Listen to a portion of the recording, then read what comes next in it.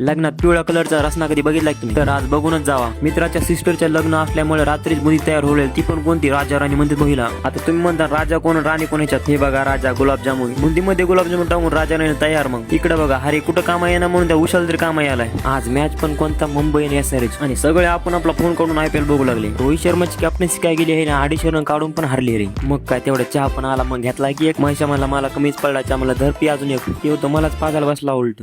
The next day. पाहुण्याला पिण्यासाठी soft drink मध्ये pineapple फ्लेवरचा इस्तेमाल केला. मग 4 जार मध्ये 2 बॉटला टाकल्या बघा. साखर पण 10 किलो टाकला तरी कमी पडला. तो बघता बघता 2 गिलास कधी पिऊन टाकले, मला मिळवी नाही लागला.